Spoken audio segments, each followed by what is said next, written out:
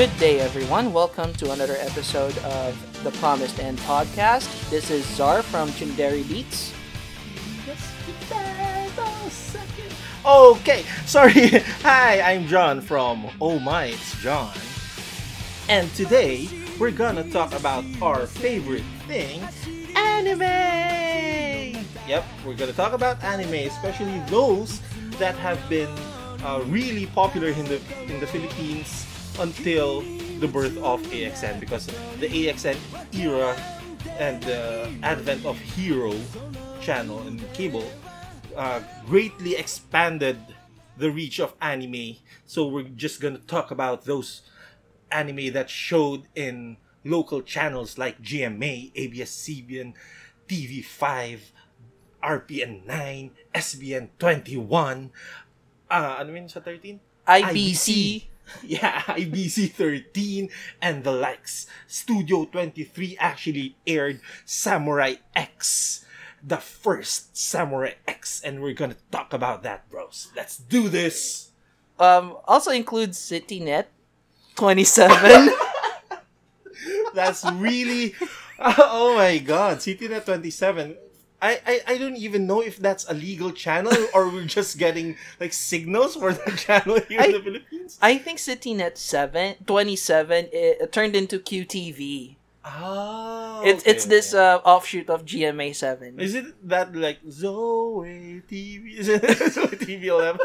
I don't think they have anime there. They have like Superbook, but that's not really considered. And Galtar and the Golden Lens. Okay. Let's start. Yeah. So, anime. What is an anime, Zar? Well, anime is basically what we call Japanese animation. It really just refers to animated cartoons, basically. But it's being used as a term to identify Japanese cartoons. That's what anime is. Basically, cartoons that came from Japan. Also, we can also consider some cartoons that came from Korea. There are also cartoons that came from Korea and they look like anime. And also China as well. Especially right now, China is sort of investing on their own local anime studios. They're partnering up with the Japanese animation studios. But let's talk about that later. Also, just a quick another quick interjection before we start talking about anime themselves.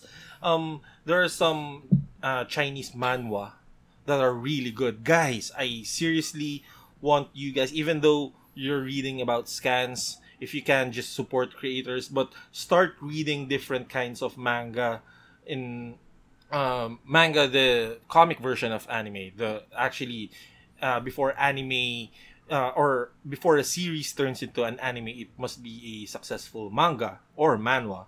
So just try to read some of them. Seriously, they're good, even though you can't see like the action. And just to add another thing to before we start talking about the anime themselves, the difference between manga and anime, and why a lot of people love anime more than the manga, is because you don't have to read, you don't have to click, you don't have to browse through pages, and there are already voiceovers. You can see the action. But again, anime is aired for different audiences, and some of them are children, and some of the things in manga, the raw things from the authors or the creators of the series, don't get into anime adaptation. So if you really love a certain series, for example Dragon Ball or One Piece, just try to read them, the manga versions, and you'll see some differences. So okay, let's start. Okay, well, I think we could talk a bit about that later on. The difference between manga and anime, and why it's still worth reading the manga even if you've seen the anime.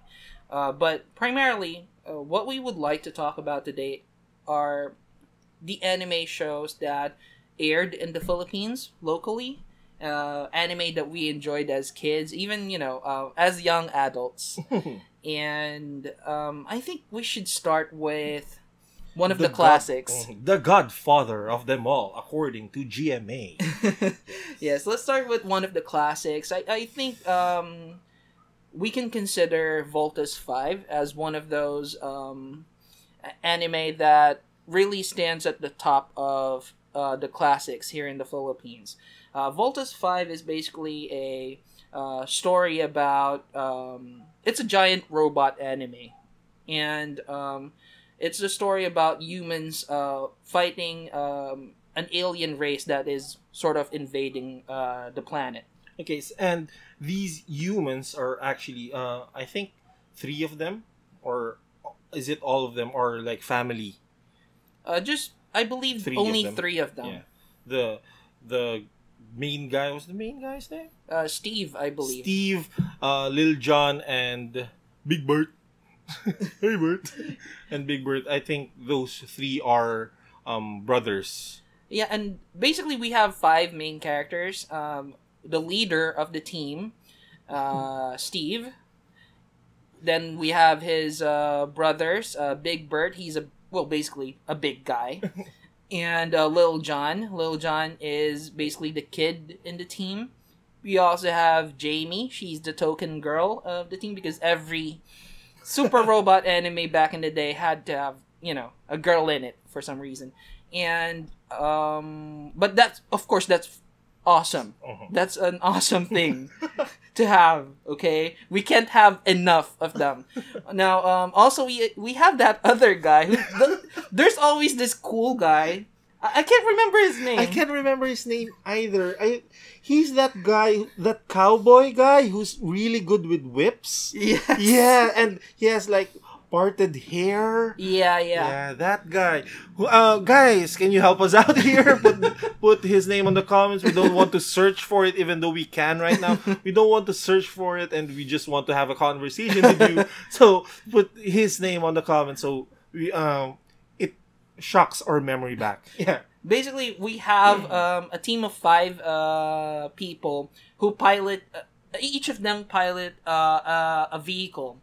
Steve basically pilots the jet, and Big Bird sort of pilots this heavy bomber type of aircraft. Then we have Lil Jon. He pilots the frigate, and Jamie pilots the rover. But the other guy, the cool guy, he pilots sort of the arms. The arms. So basically, all these vehicles combine into one giant robot, and that giant robot is Voltus 5, and they fight the Bosanian Empire. Basically, the Bosanian Empire is an alien race of humanoid aliens who have horns. And it's like a Monster of the Week show, wherein they send in one monster and Voltus 5 has to deal with that monster. Also, there's this common joke that whenever they want to combine into Voltus 5, they need to scream out, "Let's volt in!" And they press this button that's actually a CD player so that the theme song plays out.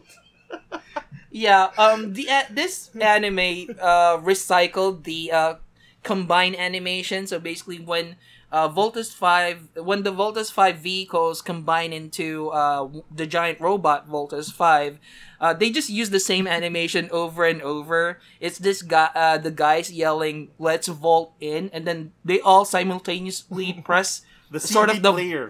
the volt in button. And they, basically the animation plays out. The vehicles transform into their respective parts: the head, the arms, the legs, the torso, and the feet. Unfortunately, Jamie, the girl, she pilots the rover for some reason, so she's like in the lowest level of Voltus 5. And really, the rover doesn't really do anything. It's just the foot of the robot. And you know what? I don't know if that's like a sign of the times, but I am very happy that women are being represented in anime much better nowadays than back in the day. If you mean better that they show more skin, I don't know. I beg to differ. A lot of anime right now actually have a lot of girls who are empowered. Yeah, let's. Okay, guys, I made that snarky comment. I'm sorry, but yeah, there are a lot of girl protagonists right now. Fate Stay Night's Saber. Yeah, Saber. She's not unclothed. She doesn't.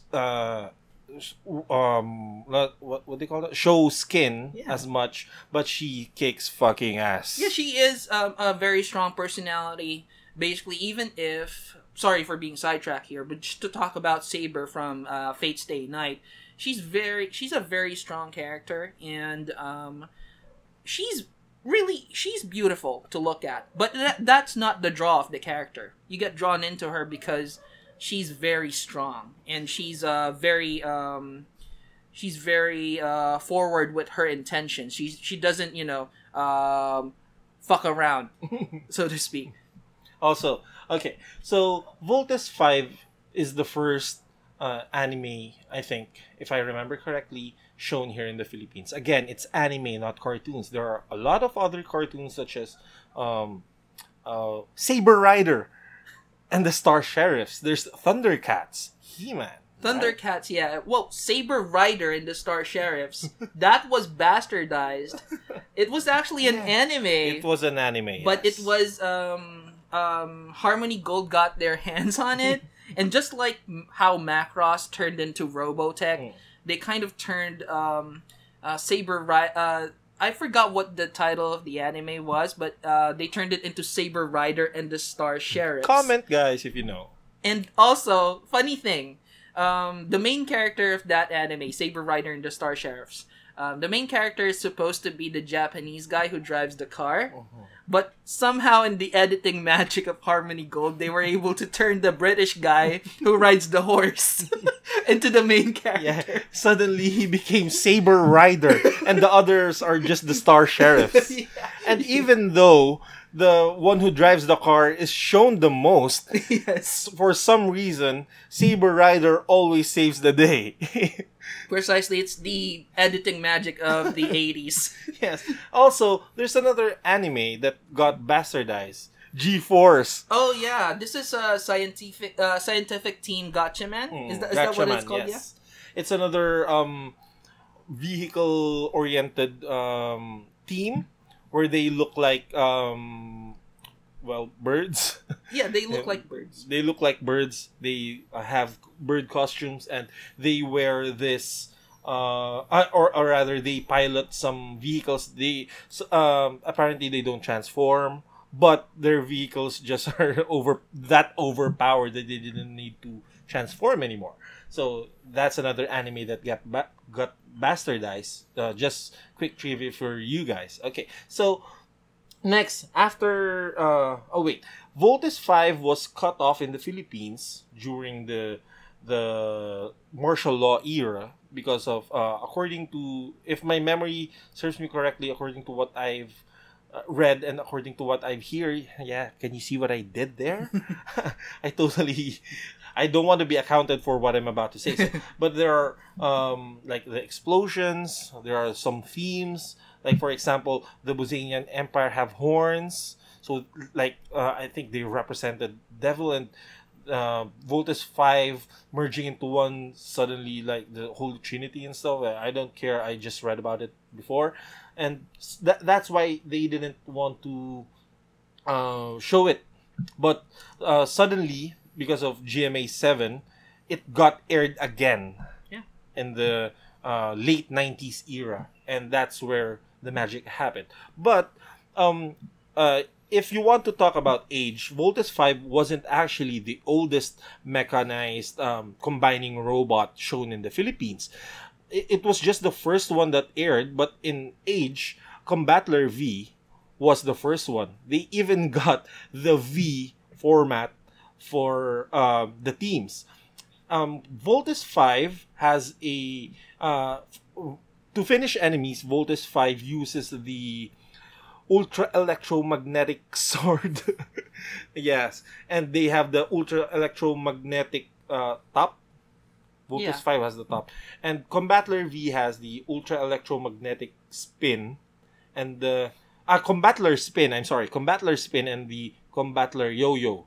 Yeah. Basically, both robots have similarities. Basically, Voltus 5 used tops, and Combattler V used the yo-yo. But both of them draw on the power of electromagnetism. I think this is, I think there's this concept. They call it the romantic trilogy. You have Voltus 5. I'm not sure if I'm correct here, but if memory serves correctly, it's part of the romantic trilogy of giant robot anime. You have Voltus 5, you have Combattler V, and to complete the trilogy, you have Daimos. All of them sort of use this electromagnetic concept, but with Daimos, it's a bit different. With Daimos, you just have one pilot, and they use this concept of, what is it called, electro dynamo or something, and it's more romantic than action. Erica, I love you. Yeah, you often hear that. Richard, the token protagonist, who looks like the whip guy from Voltus 5. Yeah. He's in love with an alien princess named Erica, and even the Bosanian prince and Prince Zardos. No, Prince Zardos and Erica's brother Prince Ulrich look extremely alike, if not for Prince Ulrich's hair. Yeah. So there are other mechanized robot anime shown here in the Philippines that didn't get quite the traction, but they were actually really popular, like Get a Robo. They were shown in SBN 21 and IBC 13. And another one is Mazinger Z.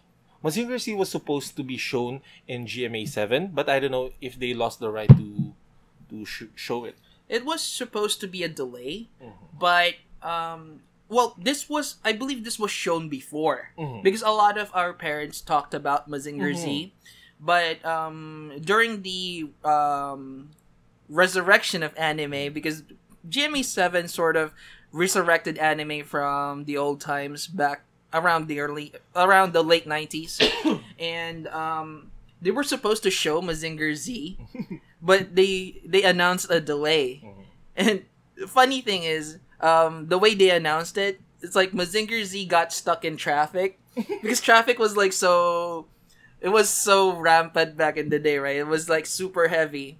And they had this image of Mazinger Z riding a car, apologizing to the audience because he got stuck in traffic. But nothing became of that, really. It just disappeared suddenly. And right now, we have not seen Mazinger Z at all. So for giant robo animes, it has been a big part of the Philippine anime culture. Like, seriously a big part. But that's not the only theme that were shown here in the Philippines. There were a lot of other themed animes shown here. Let's get into the fighting theme. The fighting game. So the fighting theme was popularized here in the Philippines by none other than my favorite anime guy, which is Son Goku. Oh, okay. Dragon Ball. Guys, it's Dragon Ball. I'm actually rolling my eyes right now. It's Dragon Ball. Dragon Ball is like the best anime ever. I'm sorry. Guys, you can like bash me or glorify me in the comments below, but Dragon Ball will be Dragon Ball. You know, Akira Toriyama, the creator of Dragon Ball, is basically the other the Jesus's left pinky toe or whatever. He's that good for giving me Dragon Ball in my life. Yes. Again, I'm rolling my eyes. Yeah, so Dragon Ball actually started as a parody of The Journey to the West. Journey to the West is like an epic, a Chinese epic, which involves a bunch of guys traveling towards India to find sutras and to find like a freedom and whatever, something against their adversaries. I think this is that story about that monk who meets several guys along the way to his journey, and one of them is this character Sun Wukong, I believe, if I'm not mistaken. He's the Monkey King, and he's trapped under the Five Fingers Mountain, and in order for him to be free, the condition for him to be free is to help this monk with his journey. So that's actually that I believe only the characters are based on Journey to the West, but it's hardly a adaptation of Journey to the West. Dragon Ball is its own story, really. Yes. But the similarities. I'm sorry if I'm defending Dragon Ball. I love it so much. To give you guys a comparison, Monk Sanzo, the primary character in Journey to the West, was portrayed by none other than our lovely Bulma. Oh, She's Sanzo. I see. Okay, so he meets Son Goku, who has one of the conditions into getting like the full sutras in Journey to the West, portrayed as the Dragon Balls. The Dragon Balls can grant any wish, and the first wish that's ever granted in Dragon Ball was for Son Goku to meet with his grandparent. Oh yeah. With Son Gohan. Okay, so along the way he meets other characters. Like in Journey to the West, one of the characters he meets there is like a pig guy. There's a pig guy in Dragon Ball, and the other one is like this vicious, violent guy, which is represented by Yamcha. Okay. So basically, it really is Journey to the West, set in a modern, funnier tone, and they meet like the sage, and the sage is actually Master Roshi, here in the Philippines bastardized as Master Buten for some reason. What does that mean exactly? I don't know, but a lot of cuts were made in Dragon Ball because Dragon Ball is basically aimed at a younger adult audience, not actually for kids, and some of the scenes in Dragon Ball portray like naughty scenes, like Bulma showing her naked self, like half naked lower half to Master Roshi just to gain favors, or some things like that. And she tried what do you call that, when you want seducing Goku into giving her the Dragon Ball, but things happened and they became traveling companions. Goku is sort of a simpleton. Basically, seduction won't work on him really because Goku, our main protagonist, is a very simple character. All he wants is to eat and to fight, basically. He wants to test his strength with other people, or rather, even things. Bulma saw Goku trying to split a boulder in half. That's their first meeting. Yeah, and when Goku tried to help Bulma, because I think Bulma crashed or whatever, if I remember correctly, Bulma suddenly saw the Dragon Ball in Goku's home, and that was the 4-star Dragon Ball, and Bulma tried to seduce Goku. Goku didn't get the seduction thing, and he even stripped himself because he thought they were taking a bath. Yes, he was that simple. But then that was Dragon Ball. Then it turned out in one main theme of Dragon Ball that has been reused by tons of other anime before is the tournament, the Budokai Tenchi, the Budokai tournament, or the world's strongest martial arts tournament, bastardized here in the Philippines. So basically, it's many martial arts experts try to claim the title of the world's strongest martial artist, and it's what actually made Dragon Ball really really popular. And he met other people there, and it suddenly didn't um, turn into the Journey to the West theme anymore. It became a battle manga and a battle anime, a battle series. And over the course in time, Dragon Ball ended. The first Dragon Ball series ended with Goku actually growing up, because in the original Dragon Ball series, Goku was portrayed into this little guy with a tail in accordance to Sun Wukong, and suddenly he grew up and his tail vanished. And after his bitter rivalry with Piccolo Jr., one of the anime's token antagonists, after that arc, they had like a friendly conclusion and friendly rivalry-ish conclusion, and Dragon Ball Z started. Well, Dragon Ball Z, the continuation of Dragon Ball, uh, it focuses more on the battle concept, and this anime really popularized the training concept. Basically, you have characters training to power themselves up so that they can face opponents. There's a formula to this. Basically, you have a new opponent is introduced. They get soundly beaten by that opponent. So Murdered even. and then they are given time to prepare and train, and afterwards they go for a rematch, and that's where the showcase begins. You have them You have them showing new skills, new powers, even new forms. So this is really a very defining anime in the battle anime genre. Also, aside from Dragon Ball Z dragged on, like you have Dragon Ball Z, you have Dragon Ball GT.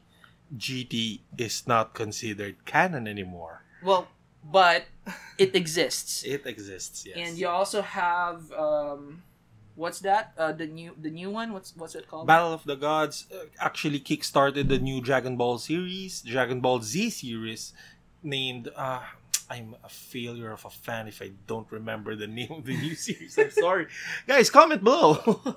Well, what I'm trying to say is, this anime series had a long-lasting appeal. One of the reasons is because it was the original, really the most popular battle anime ever. Also, you have a lot of characters that have been relegated into icon status. You have Son Goku. Everybody knows who Son Goku is. And even his compatriots, you have Krillin, you have Yamcha, even, I guess, Ten Shinhan. No, Ten Shinhan is known. Yamcha is the forgotten one. But Yamcha is sort of popular because he's a loser. Yeah. There's even this meme like Blanc is the Blanc of Blanc is the Yamcha of Blanc. Oh yeah. Yeah. Basically, you always have that character who's useless.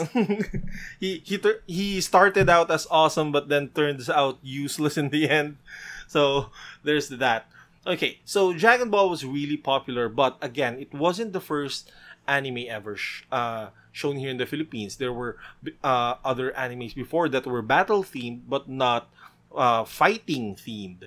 Another a good mix of the robot theme and the battle theme is none other than the first anime ever, Astro Boy. Astro Boy. I have a bit of experience with Astro Boy. To be honest, I've only seen a few episodes of Astro Boy because I was a kid back when it was aired, and I didn't have control of the TV. The only thing that I can really remember about Astro Boy is that he has this rival, Atlas, I believe. Astro Boy is basically a robot show, but he's basically an android boy, and he can fly. He's cute, he can fly, he has machine guns and shit. And he has a machine gun on his butt. Oh yeah. He has a hip machine gun. Really, people just call it the butt machine gun, but come on, it's the hip machine gun because he has to point his hips. But yeah, that's one. It's probably the first anime I Ever, think, ever. or it could be. There's another one, Tetsujin, number 28. Mhm. It's a really old giant robot anime. I'm not sure which one came first, but Actually, maybe is it Astro Boy? yeah, Astro Boy was recorded even in the Wikipedia entries. It was the first anime ever created. It wasn't. No, it was the father of manga. Osamu Tezuka. Yeah, father of manga, and I think Astro Boy was created shortly after. But I didn't think if I'm not quite sure now if it was the first anime ever. But it was really really old because I remember my dad used to tell me stories about Astro Boy. Okay, so Astro Boy actually was a kid friendly anime. In Japanese terms, it was a shonen type of anime. When was where was the shown? I think it was RPN 9 or something. Yeah, it was RPN 9. Astro Boy was shown together with another giant robot anime, which was Raijin O. Oh, okay. So, back when Raijin O was airing, Astro Boy was airing as well. Maybe I missed the time slot or something. Raijin O, just a quick thing about Raijin O. It's another transformation type anime, transforming robo type anime, combining type anime. Sorry, and there were the man, the phoenix, and the lion. And actually, I don't think it's actually a man because if we're gonna go back to mythology and shit, it's supposed to be an ape. Oh, okay. There's always the phoenix, the lion, and the ape. Okay, so hi, that's Mochi. Yeah, let me just show him out of the room. Okay, so for Raijin O, basically he's the dream for those who have seen Raijin O when they were in elementary school. He was the dream robot because Raijin O's headquarters was inside an elementary school, and the pilots were elementary students. The HQ itself was a transforming school. What the hell? That's so cool. A transforming school housing combining robots that saves the world. How about that? I remember fantasizing about this when I was in grade 3, the third grade. Basically, Raijin O is completely managed by elementary students. You have the main pilots, 3 of them, one for the humanoid robot, one for the lion robot, and one for the bird or phoenix type robot. And basically, even the control tower is manned by their classmates. They monitor the damage. They monitor the enemy and stuff. And the classroom, all of their tables and cabinets, all of it turned into super robot equipment. Yeah, it was so funny but so awesome at that time because we were elementary school students, and it's suddenly like, whoa, they can do that. I want that. Their class president is like the leader of the faction that fights off against the invaders. So that was that. That was so cool. I have to say it was very relatable at the time because we were in elementary school and people just, want that to happen to them, like even if I was just monitoring the radar or something, even if I don't get to pilot the robot itself, I just want to be a part of it, It's a it's a dream come true. So speaking of like that anime that old, there were so many animes that some of them we won't be able to tackle here. Maybe they slipped our mind or slipped out of our mind or whatever. So if you remember something that we haven't included here, write down in the comments. We'd love to discuss it with you. Okay, so after that there was Astro Boy and Raijin O. Those were times when ABS-CBN was the tower for anime back then, together with IBC 13 and ABC 5. It wasn't TV5 back then. And GMA was just showing more cartoons than anime before. Basically Disney cartoons. Yes, basically Disney cartoons.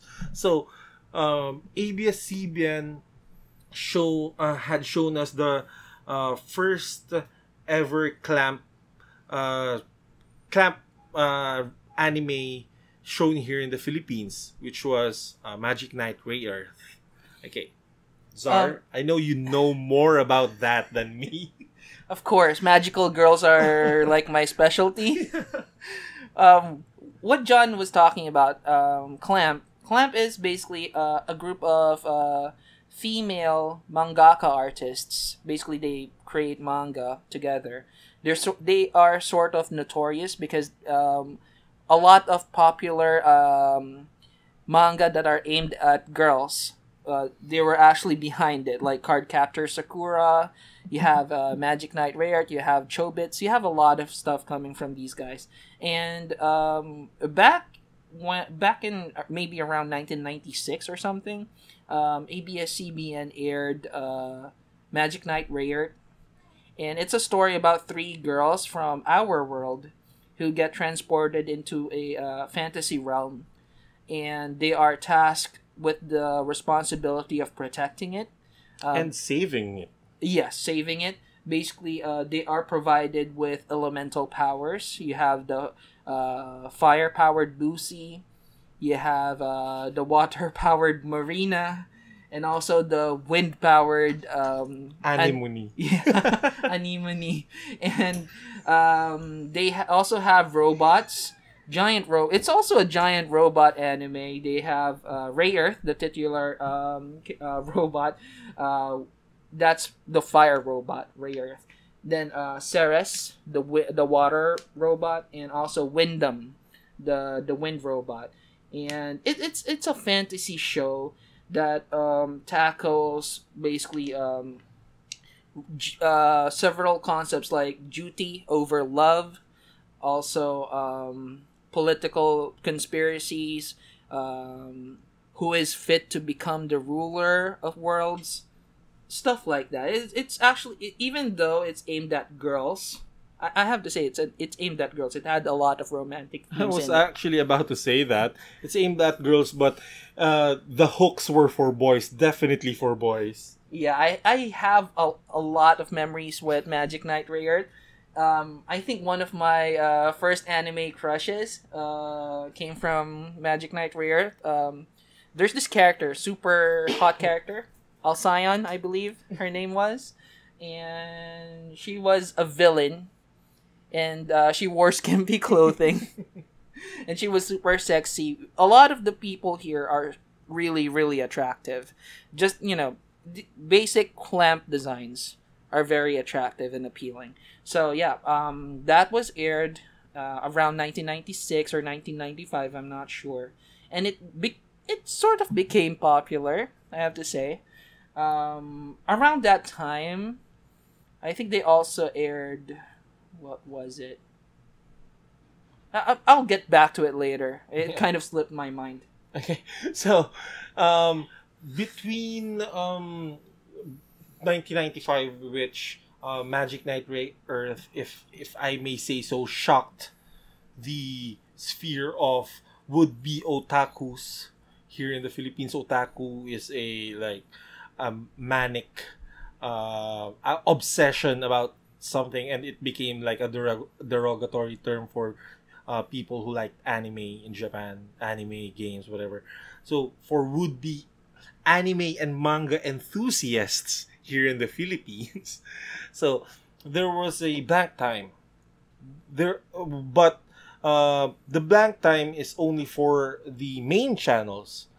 A lot of people didn't know that anime was shown in other channels like SBN21 and IBC13. So there was Super Boink. What else? There was Super Boink. There was Dragon Quest, and other stuff shown in IBC13, SBN21. But Magic Knight Ray Earth gave another boom to that to that to the anime obsession that we're or a lot of people are currently having, because after that it shows just started popping up everywhere. There was ABC 5 was responsible for the anime that converted me into someone who's enthusiastic about this, which is Yaiba. Otaku dumb. Just say it straight out that you're an otaku. No.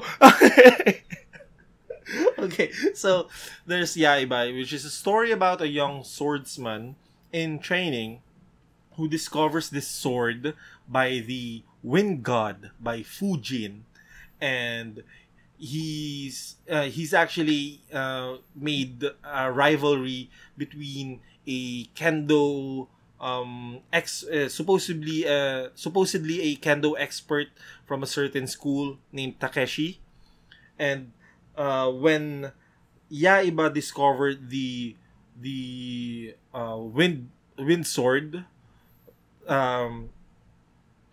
thunder sword rather, sorry, Takeshi discovered the wind sword, and they gained supernatural powers and stuff. So they had a rivalry, blah blah. Yaiba has this journey to collect the spheres, because the spheres are the one who has power over the elements. So he and his gang went out on another journey. See, in anime, especially in shonen anime, it's mostly about adventuring, finding something. So Yaiba portrayed this perfectly. Then in the end, they got they got into good terms. They actually share a friendly rivalry and blah blah blah. And just a quick trivia: the creator of Yaiba is the creator of one of the longest series that's still being made today, which is Detective Conan. Yeah, the art kind of gives it away. And I think Yaiba sort of introduced us to the concept of story arcs. Basically, you have one story for one season, and that's basically the rivalry between Takeshi and Yaiba. I think the rivalry kind of stems from the fact that Yaiba was just a kid from the mountains, and Takeshi kind of studied kendo his whole life, but on their first meeting, Yaiba was able to soundly defeat him, and Takeshi sort of gained powers with the Devil Wind Sword. However, when he faced Yaiba again, somehow during this meeting, Yaiba was able to get the Thunder God Sword. So that's the first arc, and then you have another arc which, well, basically that concluded, and you have another arc where Yaiba has to collect all of the spheres for the Dragon God sphere. Basically, he has to collect all of the powers that the Dragon God once had, so that it can all be combined into one single sphere, which is the Spear of the Dragon God.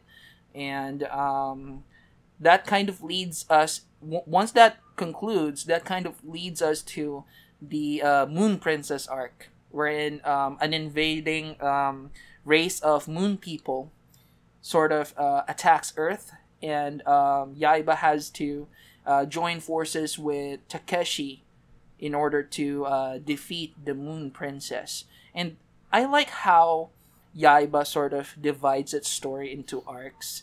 I think that's our early introduction into this concept, because right now, for even especially for long-running shows like Naruto, Bleach, and One Piece. One Piece especially. It's One Piece especially because that thing is still running until today. It's sort of segregated into arcs itself, so that you won't get confused once people start discussing the story. You'll know when to jump in, because they will tell you what arc it is, right? So yeah, Yaiba was awesome, and the art was awesome. And again, another anime crush is in Yaiba. Sayaka? No, the Moon Princess. The Moon Princess actually looks like the love interest of Detective Conan. Oh, just to shatter your dreams. what I like about the Moon Princess is she's also similar to Alcyon from Magic Knight Rayearth. They are both evil and mature women who are very hot. So I think that's the draw for me when it comes to anime. You've girls. heard it here first. Zar likes evil, mature women. so, so if you like whipping people and you're like over 40 years old, contact my partner here, and you can like talk. 40 years old is okay. Well, anyway, what else? What else? Anyway, okay, so actually, Magic Knight Rayearth also featured arcs, but it was so slow, and the arcs were just two arcs, which was the Sephiroth arc Yeah. and the extremely confusing arc, the one where they focused on like the mecha aspect of the anime, which totally confused the shit out of me. Well, basically, Magic Knight Rayearth is indeed separated into two arcs. You have the first arc, which is all about saving the princess, Emerald, from Zagato, which is the main villain. Plot twist, they were lovers, and the princess actually wanted to be destroyed in order for Sagato to like free her. Spoiler warning!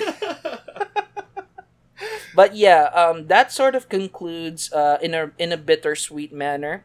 Basically, the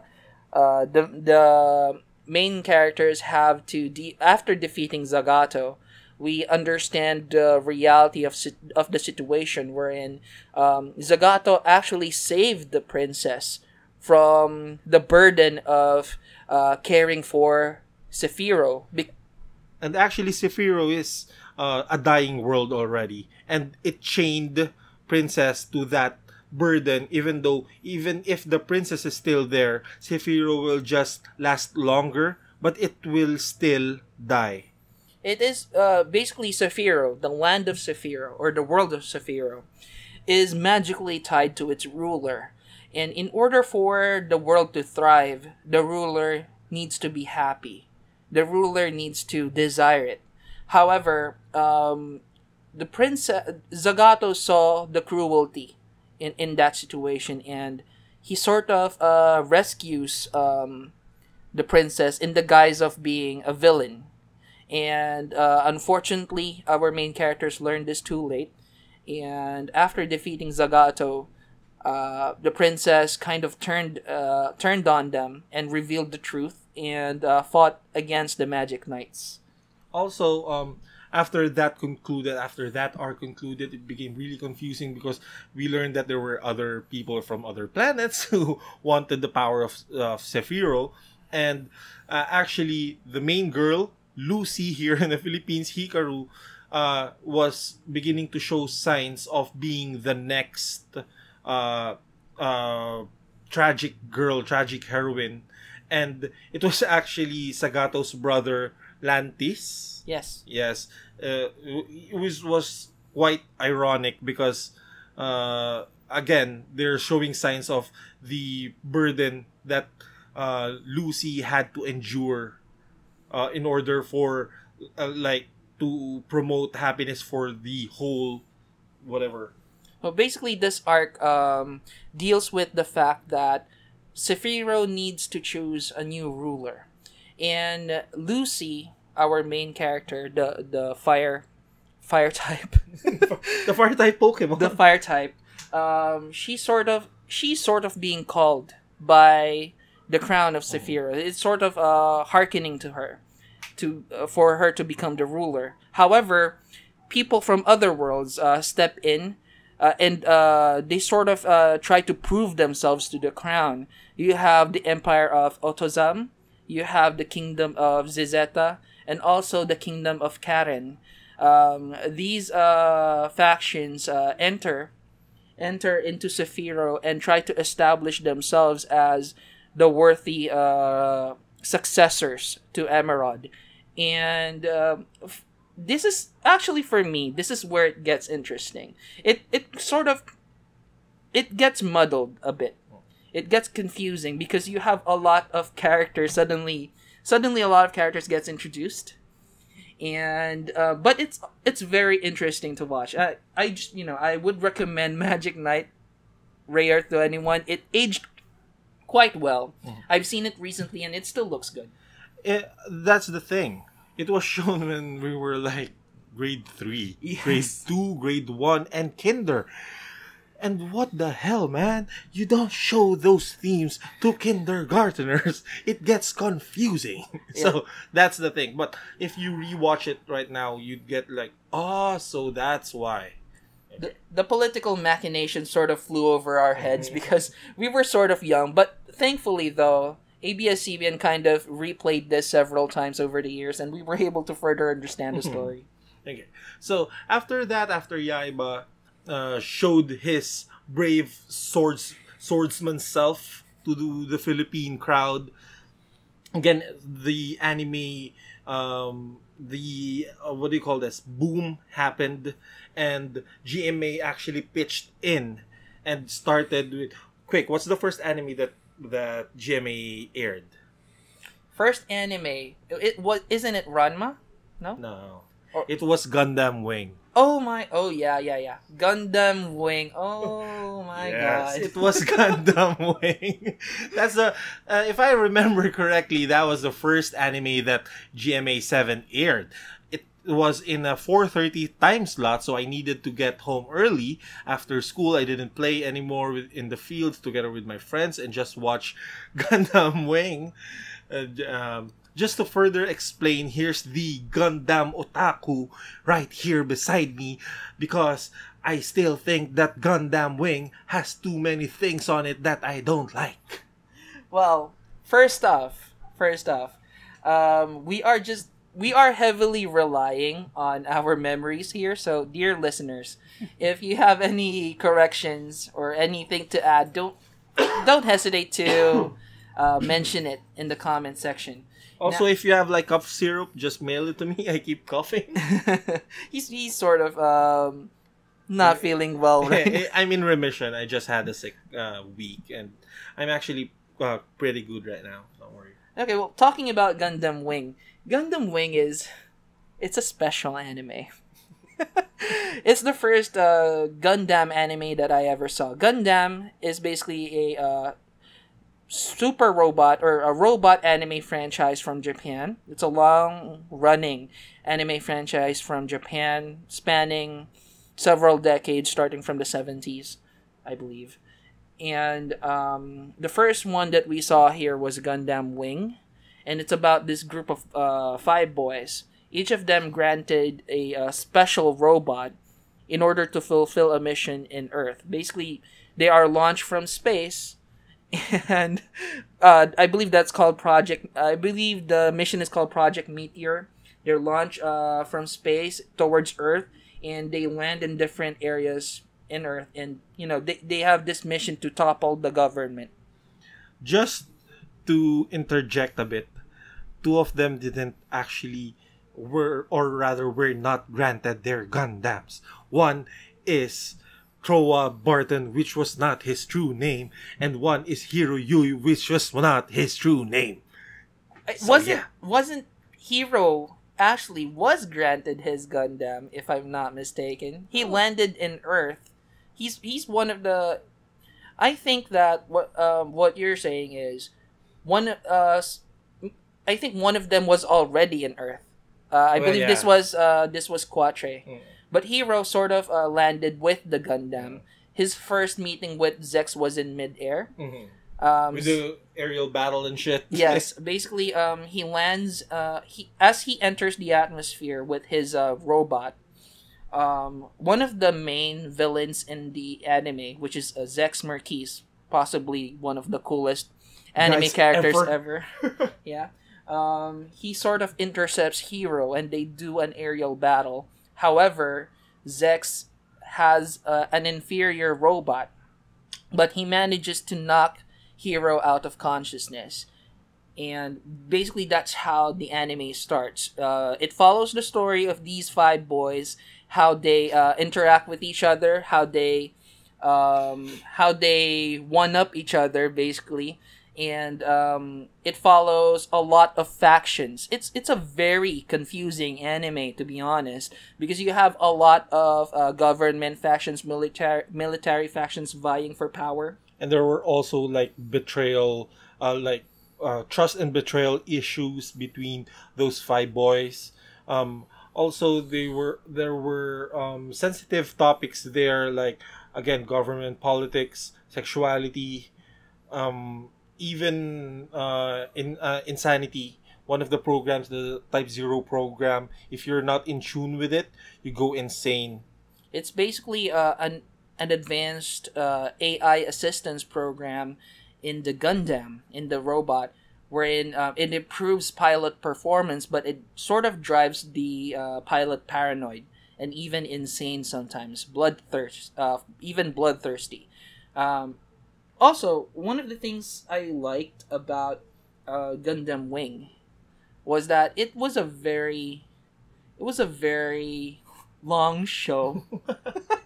So I had a lot of episodes to watch as I go home every day. It's one of the things that you look forward to when coming home from school. And it's about robots. I mean, you have before Gundam Wing, all I saw was a giant robot anime, and almost every time it's an epic battle. But with Gundam Wing, it's sort of it's the story is sort of Stretched out. portrayed realistically, in a way that the robots are not really the center, the figurehead of the story. It's the characters themselves. The robots are just weapons.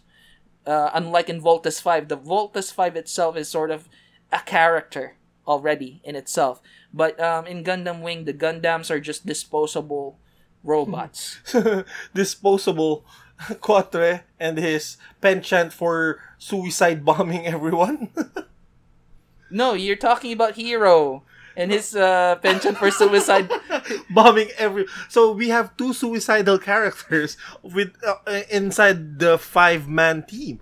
We have Hero who wants to like, I'll kill you, everyone, and Quatre is like, oh crap, I'm surrounded. Bye bye, bye bye, Sandrock, till your next incarnation. Back in the day when the internet was not even a thing for us, we already had memes. Basically, one of the memes that came from this anime was the self-destruct button. Hero treats his robot like a thing, a disposable thing that he can actually just just dispatch if it doesn't need it anymore. And he's kind of obsessed with self-destructing his robot that it became a meme here in the Philippines. And also, another thing that I like about Gundam Wing, just to close this topic, is the concept of child soldiers.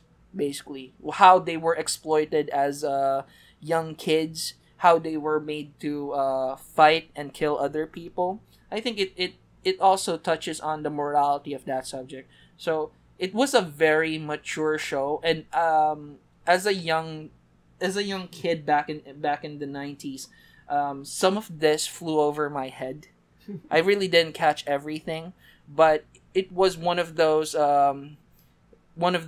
shows that made me feel good when I was watching it.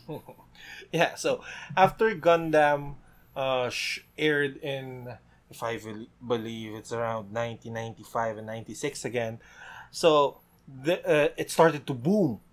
And ABS-CBN, not wanting to lose on the time slot in, what do you call this? The time slot in the afternoon, because Magic Knight Re-Earth was Saturday 8:30 or Saturday 9 a.m. So it didn't want to lose on the time slots, so it aired more anime. One of I think this is where the era of harem in the Philippines was introduced. The first one being was Tenchi Muyo, if I believe. So Tenchi Muyo. Okay, Zarj, tell me what Tenchi Muyo is, because I have a different angle for that series, man. It's just about the girls and Tenchi Muyo, and that's it. Well, Tenchi Muyo is sort of how I was introduced into harem type anime.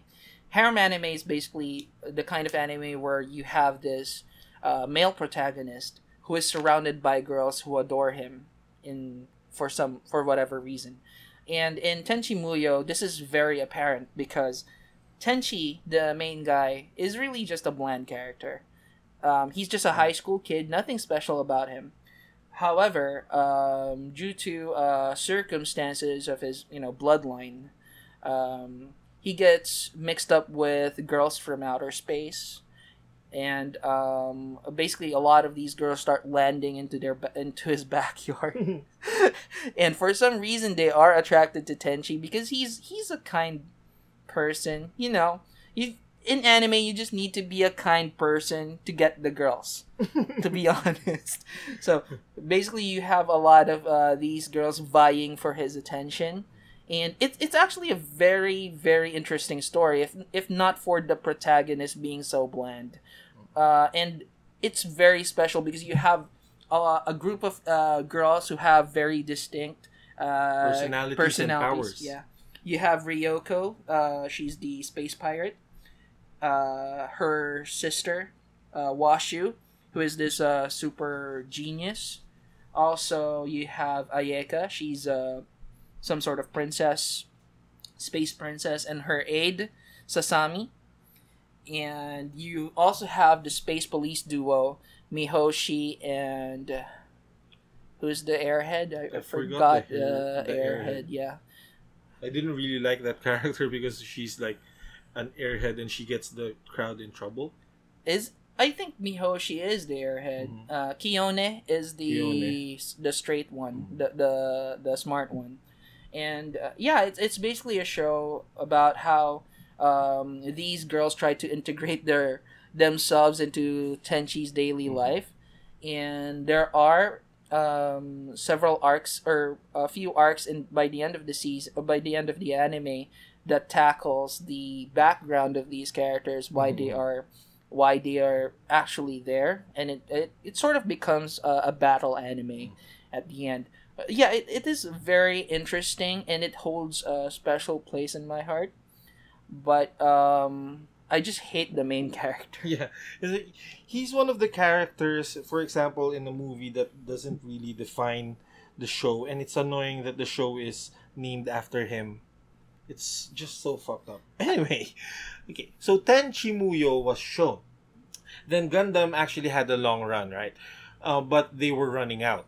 So I think GMA also thought that, why the hell did we show some really, really deep anime? Let's start showing kid-friendly anime. And one of the most cute and or most cutest anime shown, but had one of the most disappointing endings ever shown, was Mojako.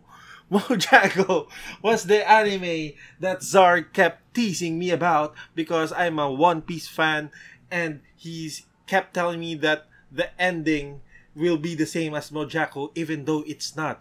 It's not, man. Stop it with that. Anyway, so Mojako was aimed towards kids, a younger audience, and it was really cute. It's just really cute, man. It's just this small, fluffy, furry guy who goes around planets and finds parts for his ship because he wants to go home, and he's accompanied by two Earthlings, one girl, one boy, and another robot. Just a dummy robot, and it's so cute. And after that, for some weird reason, after he got back home, he got the task of actually finding the universe's greatest treasure. And it turned into a semi-battle manga for kids, or a semi-battle anime for kids. And at the end, they were accompanied by space pirates. It got so convoluted, but so fun for kids. But suddenly, the greatest treasure, why? Ang pinaka importanteng kayamanan sa buong kalawakan ay ang pagkakaibigan.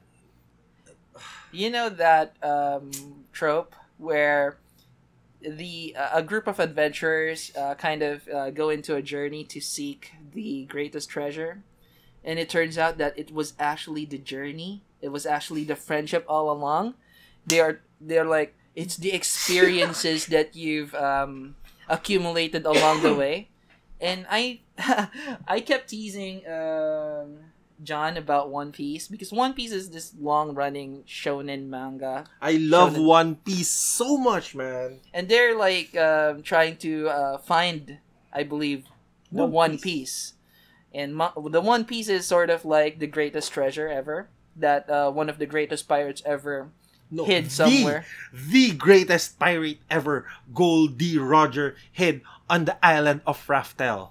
And basically, what I'm telling John is, it was once they get to the One Piece, right? Once they get to the One Piece, it'll turn out that it was actually their friendship that was the treasure. No. No. It was actually the journey that was important. If it turns out, no, I don't want to jinx anything by saying something, so no. Anyway, Mojaco's themed. Hi, Mochi. Mojako was again themed, or rather aimed at children, and GMA7 stuck for those formats for a long time. They aired Detective Conan as well, etc., etc. And what ABS-CBN did was counteract that with anime targeted for a mature, much more mature audience. So the much more mature audience we're speaking of were the like high school back then, or even like old elementary students, the grade 4, 5, 6. So they aired two of one or whatever, two of the most recognizable and rememberable, if there's such a word, anime here in the Philippines, which was bt'x and Thunderjet. Oh my god. Well, let me talk about Thunderjet for Okay, a bit. I'll go for bt'x. Go first. Okay. To be honest, I vaguely remember all of the characters in Thunderjet, but what I remember is that it's a story about this. Jet.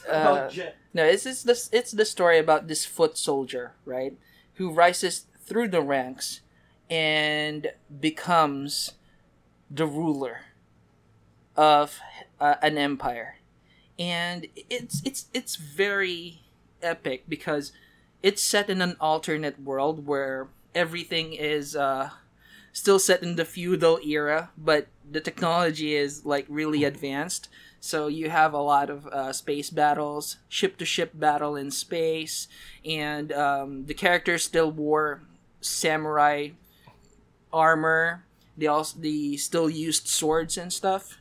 And you have this protagonist who's just, gung-ho about fighting. And he's not the type to strategize and shit, but what's special about him is people are drawn to him. And because of his charisma, he was able to meet a lot of people who helped him along the way into gaining power. And it's sort of the show itself is very serious in tone because you have a lot of political machinations, political shit happening. You have people trading hostages. You have people being executed because of treason, stuff like that. And for me as a kid, it was mind blowing. And they even talked about the economy, how to manipulate economy, how to manipulate businesses, the currency, stuff like that. The flow of gold. I remember that. Yeah. The flow of money, the flow of gold. It was an awesome show, and I'm not sure if it aged well. I need to see it again. But I would recommend it for people who are looking for old anime to watch. I would recommend Thunderjet. Okay, so also Thunderjet was, I think it was a modern retelling of old Japanese ways in the feudal era. So they just set it so that the what do you call this? The tone or the theme of the show has technology in it. Okay, so next is bt'x. These were back to back anime back then. So bt'x is about this boy living in an island. It Okay. was the most emo anime back in the day. It's like this. So there's this guy living in an island named Teppei Takamiya, and suddenly when he was a kid, he discovered this girl named here in the Philippines as Karen, suddenly injured, and or rather, Karen saw Teppei injured. I can't remember. So they shared an intimate moment with each other. Not intimate that they had sex, but they shared warmth and a bit of their blood together. So Teppei looks at Karen as a sister figure. Okay, so what he didn't know was Karen was a fucking fugitive from a very corrupt government that uses BTs. These are like machinations or actual machines that were used for battle. These were pure AI machines that can think for themselves. They can fight for their owners, their bonded owners. And suddenly, Karen was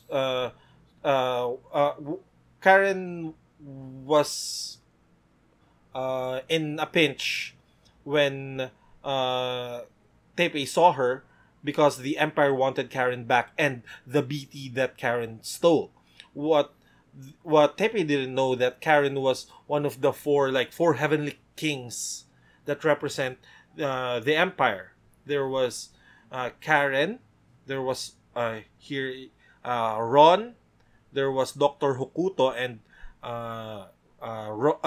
Faulafini, and they had the BTs that represent the cardinal beasts, which was Dr. Hokuto's snake turtle Max.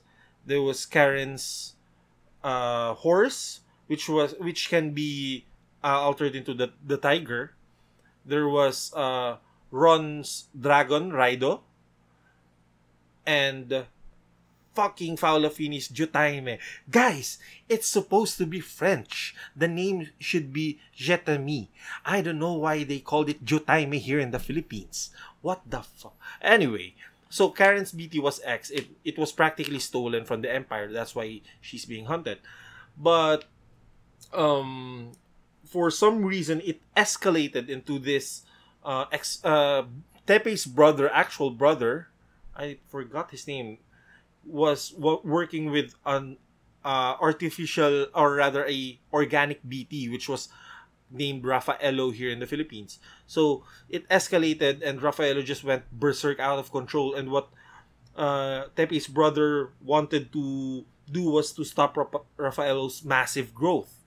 So he kept doing a formula even in jail, writing using a stick, just calculating stuff. And every time Tepe's brother was shown, he just puts random mathematical equations everywhere, and it suddenly showed, and in the end, everyone died.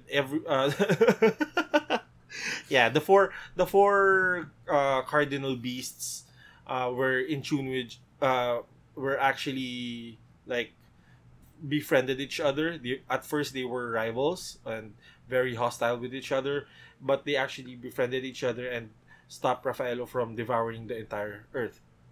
Well, I think what this show is about is it's about fighting corruption, Mm-hmm. and it's also about choosing sides, because not everyone you meet, even if they're on the opposing team, it doesn't mean that they're evil just because they run opposite to what you believe in. And that's what bt'x is about. It's about trying to understand what you really want to fight for and the risks that you are willing to take in order to win, in order to achieve your own brand of justice. And I like how this anime concluded, really, because it's sort of vague. You don't really understand what happened in the end, but all you know is that everything worked out.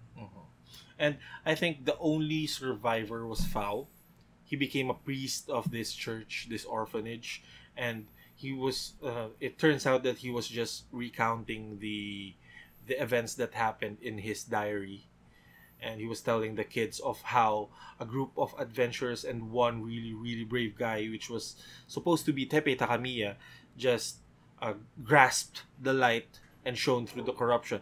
Even corruption itself was what do you call this? Characterized by Raffaello's massive growth in the empire, and the way he consumes things. He just since it's a it's a biological monster. It's a biological BT. It sort of consumes other things, other objects that it grasps, and it just gets bigger and bigger and bigger. But somehow the guys were able to stop it. But we're not really shown what it was. It's not really important. What's important is a group of a small group of people stood up against the corruption, and they prevailed. And I think that's the general message of the story. Basically, it just takes a handful of people to rise up and fight for what is right. Wow, ABS-CBN actually showed two really deep anime back to back then. I was like, there's this guy who just from being a lowly soldier became like the ruler of the entire continent, or rather the entire kingdom, the entire galaxy. Yeah, it was set in a space-faring period. Then, and four guys who saved the earth but was just trying to show something up the ass of the man. Yeah. That was the theme of bt'x, and ABS-CBN had to show that. Okay, so we're nearing our limit, so we're gonna cut this here, but we're gonna have a part 2 because we're still not done with this topic. We still need to cover Evangelion. Of course. We still need to cover the other fighting anime shown by IBC13 in accordance to the trends, which was Ghost Fighter. Yeah, basically there's a lot to talk about. There's a lot of anime that came out. We haven't even talked about Zenki. We haven't talked about Ghost Fighter. Even Pat Labor. Pat Labor was sort of shown here in the Philippines as well. And Princess Sarah. The kid friendly shows. Yeah, kid friendly shows. I believe that's the masterpiece theater anime. Like you have Princess Sarah, you have Judy Abbott, Patrash, yeah. What's that? Dog of Flanders, actually. Dog of Flanders. And Mary in the Secret Garden. Mary in the Secret Garden, yeah. Basically, you have literary classics we need to talk about. Yeah.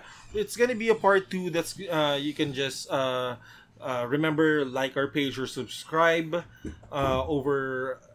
click the red thing below, and remember to ting ting ting the bell so you'd know that we have our next episode up, because we're gonna follow up this just on our next release, so watch out for it. Okay, so since it's this long already, we have to cut it short. I'm sorry guys, I know you really really want to talk about the other anime shown here in the Philippines. There's still Flame of Frega, right? Who didn't put or draw weird Japanese characters on their arms just to try and summon dragons, right? Everyone did that, right? Please. No. No, please. Okay. So Look out for our next release. It's gonna be a part 2 of this. So remember, like our page and our Facebook is shown below. And if you're watching this on Facebook, go to YouTube and subscribe, then bell, so you know that there's the next one. Okay, so again, this is John And this is Czar. saying that an apple a day is 7 apples a week. Bye, guys. Bye, guys. Thank you for listening.